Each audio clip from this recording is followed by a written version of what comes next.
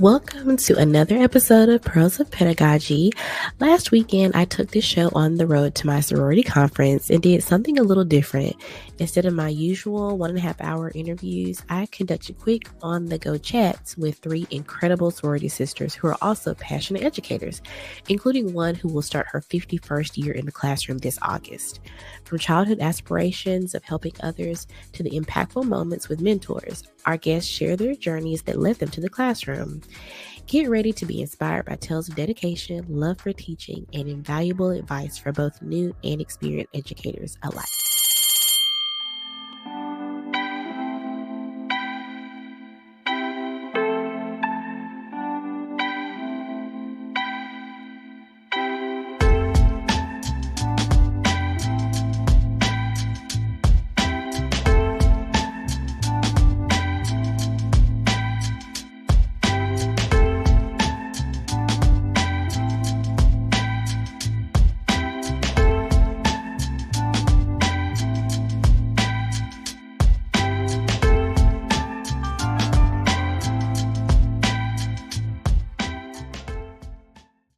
Hey everybody. So you're probably wondering why I am not on camera. I am sick. I'll just say that. I almost was not able to record. So I'm just doing the best I can right now. I'll be back on camera next week. But I just wanted to just let you know that I did minimal editing on this episode because I really wanted to capture the on-the-go spirit of these interviews that I did.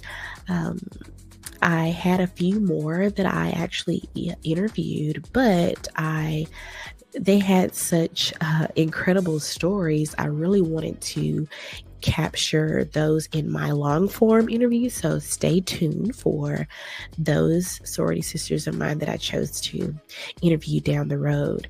So without further ado, I'm going to get us started with our first interviewee.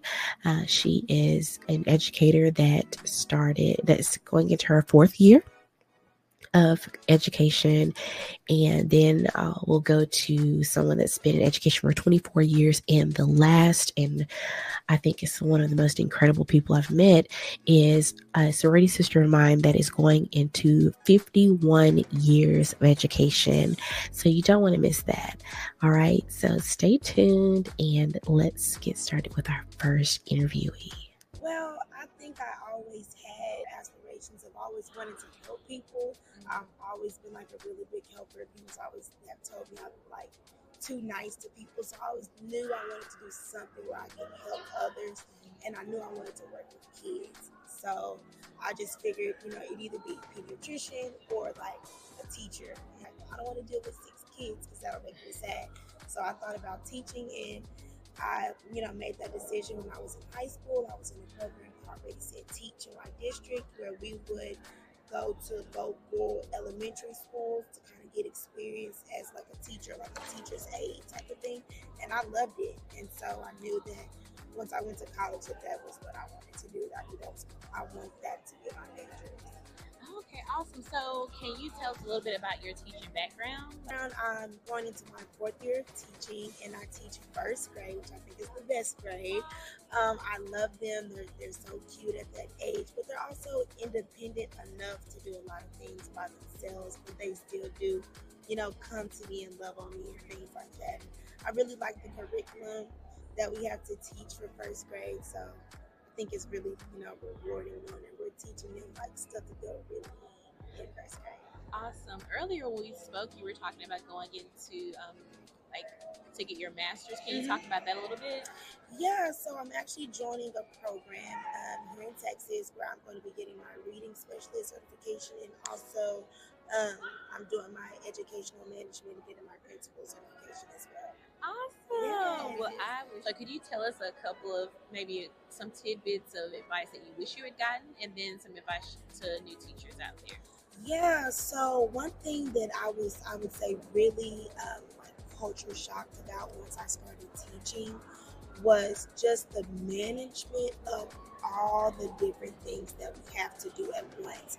So it's not just, the curriculum, teach the kids. It's you're having to deal with a lot. You're having to deal with, state mandated testing. You're having to deal with the children's home life. And like, sometimes I would feel like, oh, I noticed this with the kid, but I don't really want to ask mom and dad if there's something going on at home because, that's their business. But as teachers, you kind of have to know that because it really does affect the students. So really get to know them, the parents. If you notice something, say something about it. It's just all of those things go into being a teacher.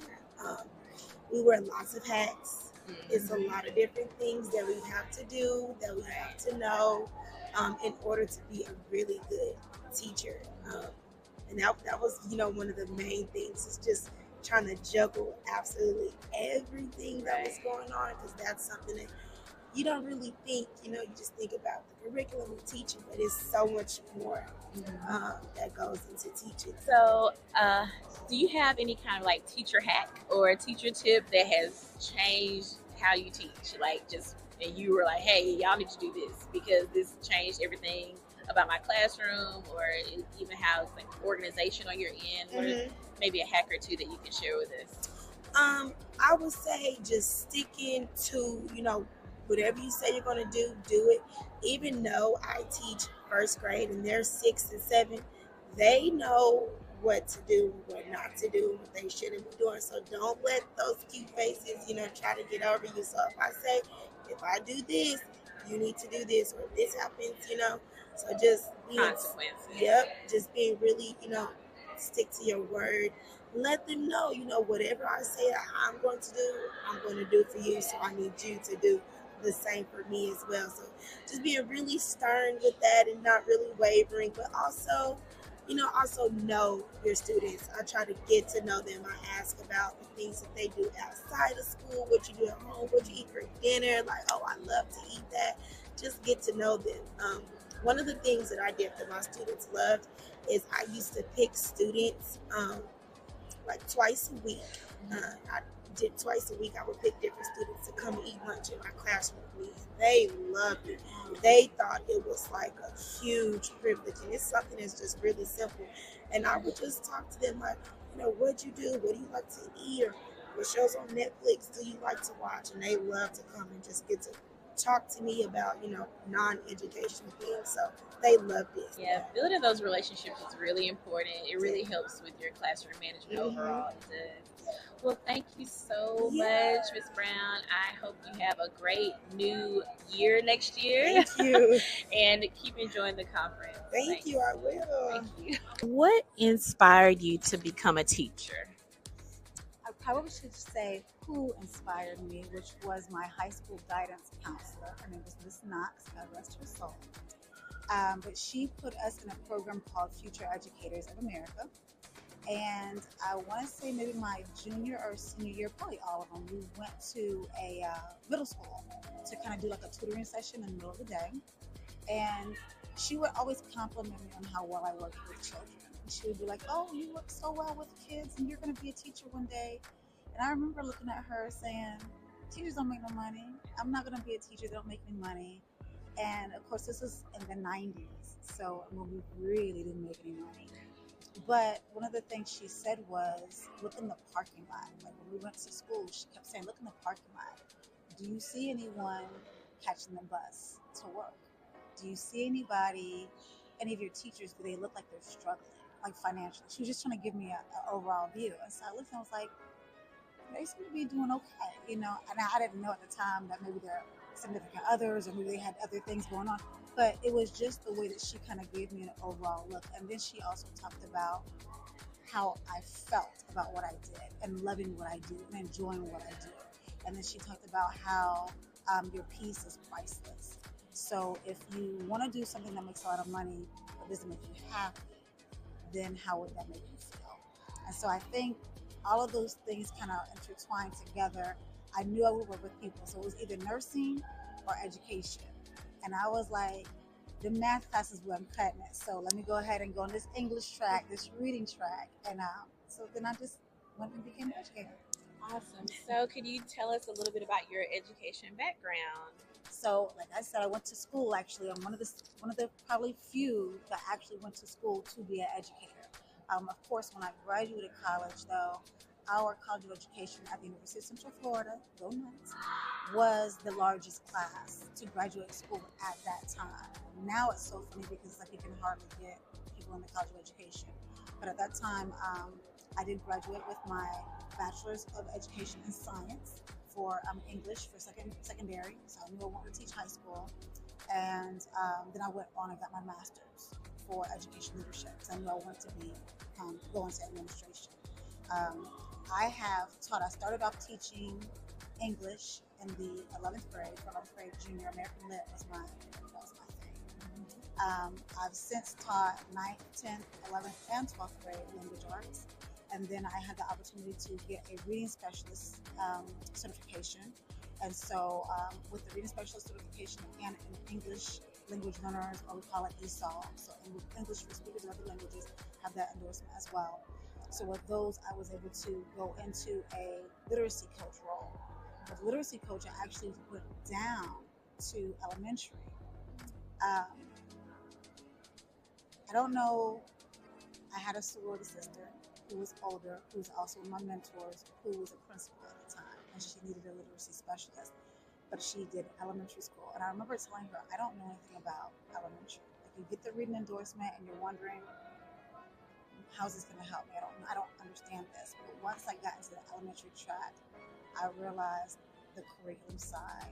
I realized all of the foundational pieces that the babies need. And it also gave me it kind of opened my eyes to the gaps that we see in high school and why some of our 9th, 10th, and 11th graders and 12th graders they're not literate. It opened my eyes to see certain things such as dyslexia and how to pinpoint that sometimes aren't pinpointed until someone's 11th grade year. By this time, they've already struggled. You've already called them, something that they're not, dumb or can't read or whatever. And the fact is, they've had a disability that no one ever pinpointed. So it was an eye-opening experience. But I've had from pre-K all the way to seniors as a literacy coach, and then now MTSS and 504. Awesome. Well, that is really, really telling because I went down to 5th grade ELA, and that's when I noticed the gaps, and it explained a lot of what I saw, even in 7th grade when I remember a student asked me how to pronounce a word, and I said, well, just sound it out, and they didn't understand what I meant, and I thought they were playing with me because middle schoolers can play, they like to joke around. And they were really serious, and I think I only had a couple of students in the class that knew, and they weren't from Texas. So it let me know that maybe whatever happened, because I'm not from Texas, but of course later on I found out that phonics was taken out. Right. Yes. There's a whole gap. There's a whole generation missing phonics. They went to sight words. Right. So just looking at a word and memorizing it. And so once they get to an actual novel or a book or a newspaper, they can't decode. So now they meaning America and different parts of education are bringing phonics back. Yes, and I'm so happy about that because and it's sad that sometimes we try to reinvent the wheel in education. What advice would you give a teacher that wants to pursue an administrative role in education? So administration, you are now, I would say, to do a deep dive and really think about why it is why you want to do that. Originally, my goal was to get into administration because it was a higher pay. That was my original goal. Right? Let me get up here so I can get more money. Right. I had a talk with JC, Jesus Christ, and he maneuvered some things in my life where even as a classroom teacher, I began to make more money than administrators. And so then it was like, okay, well, why do you want to become an administrator now? Because before it was the money. Now that you got the money, why do you want to do it now? So it's really doing a deep dive within yourself, because some administrators forget what it's like to be in the classroom. And so they treat teachers a certain way because they forget. Some administrators do very well. They stay attached to the classroom. I love to go. I will go in a classroom. If I see a teacher, I may go in one day and be like, "Hey, you feel like taking a break today? I got your class." You know. So I think that as an administrator, you have to understand that you're now working with adults. Once you get out of that classroom, like in the high school sector, I might have 6 different periods, total of 150 kids. As an administrator, I'm over 3,500 kids, all the schools. But not only do I have the students in the entire school, I also have all the teachers. So for me, being 504 at TSS or literacy coach, I'm dealing with all of the language arts and reading teachers. So that's 9 through 12 on both ends. You know, if you're doing reading, some states don't have intensive reading in high school, some do. But I'm dealing with adults. Dealing with adults is a lot different than dealing with children. With children, you can expect them to not do what they're supposed to do. Adults, you expect them to do what they're supposed to do, but they don't always do what they're supposed to do. And it falls on you as an administrator. So again, I would say do a deep dive and figure out why it is that you want to become an administrator. And if your goal is to really invest into the staff so that they can invest into the children, then I would say go for it. But you gotta have that patience, you gotta have that thick skin, you gotta have a love and a passion for what you're doing. I really appreciate the time that you took with me today.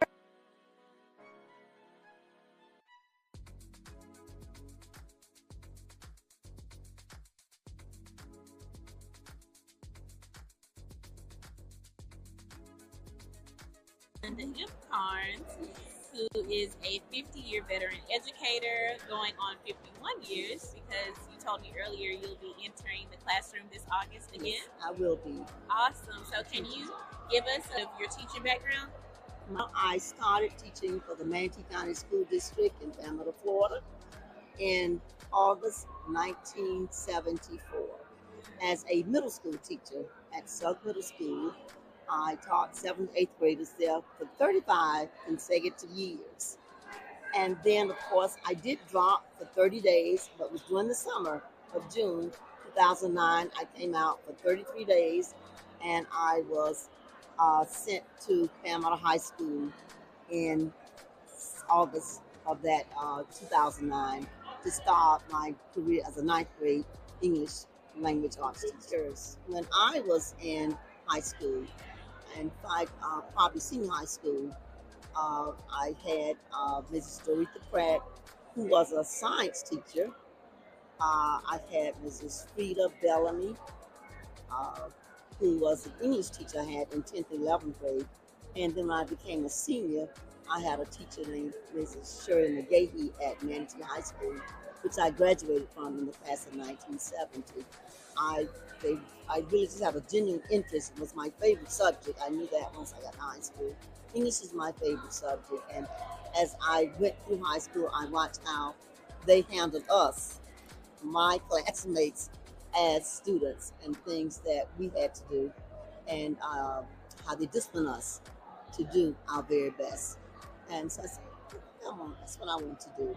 And so when I graduated from FAMU, Florida A&M University in Tallahassee, Florida, HBCU, a top HBCU, in 1974, and I was hired by the district. And so I've been in the classroom, never had a desire to leave the classroom because I felt that's where I was needed the most, to be there in the classroom, so I could have a day-to-day, a daily basis with my students, daily contact with my students. And of course, if I need to contact parents, I did that too. But just to getting to know the students quite well. So when you entered the teaching profession, it was basically right after integration, correct? Yes. Can you talk about how your experience with that a little bit, if you can? Yes, and of course the school that I taught in, started out in, it was a predominantly, of course, white school, and there were 2 African American teachers there. I was one, and the other one was a science teacher. And the kids were very well respected, respectful, the parents were. So I really didn't have any problems, what I would call racial problems, with the kids when I started out. And I still don't. I'm in a high school now, and I have very few problems. I always talk to them also, not only uh, reading and spelling and comprehension. I talk to them about things in life that's going to get them hopefully successfully through life. You need to be kind and respectful and treat and love everyone. Not, don't look at the skin color. You look at them as a person and think about how you want to be treated on a daily basis. And so you do that to your fellow man, and it'll take you a long way in life. You always need to keep your focus, set your goal, long-term, short-term goals of where you want to be in a short time period of time or a long period of time, and keep your focus. Keep your focus. Awesome. Yes, building relationships Yes. is definitely a common theme with the other educators I've interviewed here. Mhm. That really helps their classroom management. I tell teachers that all the time that Mhm. that I mentor. Yes. I say, hey, you need to build a relationship with the student. Yes. You don't have to get all of their business, No. but they need to know you care. Yes. They need to know you care. And talk to them and let them know you have been down the path that they're traveling, and share some of your experiences with them, good and bad, so they'll know how to deal with it just in case they come up into some things in life they think they might not be able to talk to someone that you can provide and give you some good advice. Make sure someone that's going to give you good advice and not bad advice. I'm a pretty strict disciplinarian in the classroom. I respect my students, and I expect the same thing. And I tell the parents that they're coming in here to sit down and learn, and not to play around. And of course, I have ninth graders, and of course, they're the, the, the first class of high school, ninth graders, and a lot of them do come prepared, but then there's some others that you have to help adjust more. But you stay with your program, with your classroom management, and let them know what you expect from them on a daily basis. It's pretty successful. What are some tips that you would give teachers entering the profession? Something that will help them that you may not have known, or over the course of the 50 years that you've taught, some things that you see novice teachers, some maybe mistakes or challenges that they have. Can you give some advice to them? You have to have a mindset of being in charge of your classroom. So you have to have some kind of disciplinarian, some type of disciplinarian to make sure you have control of your classroom. You also have to, your appearance. You can't go to school looking like your kids. You have to have a certain look. Now, when I first started out, it had to be a very professional look with dresses. When I was hired, I was told to wear dresses and pantyhose and, all the time. But you don't have to do that now, but you still need to keep that distinction between you and the student. Someone should be able to walk in your room and know that you are the teacher just by looking at you, and by knowing that with your classroom, they come in your classroom, your kids' behavior, that you know that you are in charge.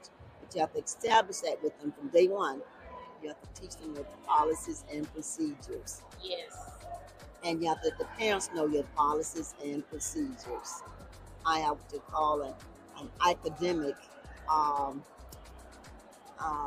contract that they take home for academics and behavior. And the parents have to read and sign it, the students have to read and sign it.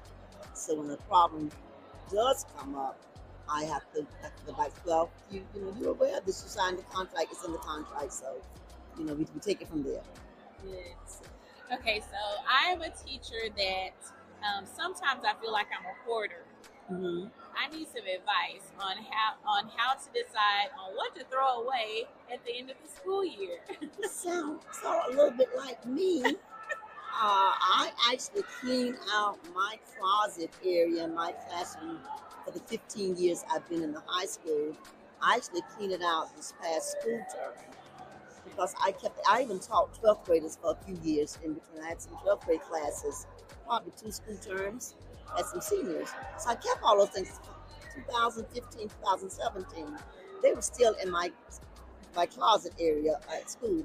So I did a lot of cleaning out things I looked at, and due to the fact the curriculum has changed, new textbooks and whatever. I said, you know what, I'm not gonna ever use these things anymore. So I just, got rid of them. Got rid of them. Yes, but it took me a while now. Oh, really? Yes, it took me a while, but it eventually it happened this past school term. Awesome. Yes. It's an emotional attachment for me.